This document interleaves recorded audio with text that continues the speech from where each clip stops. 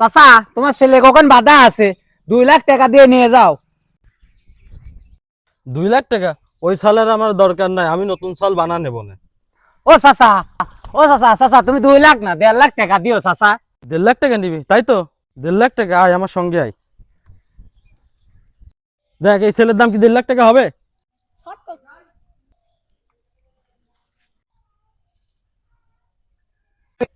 চাচা তোমার ছেলের যে চেহারা, 1.5 হাজার টাকা হবে না নে।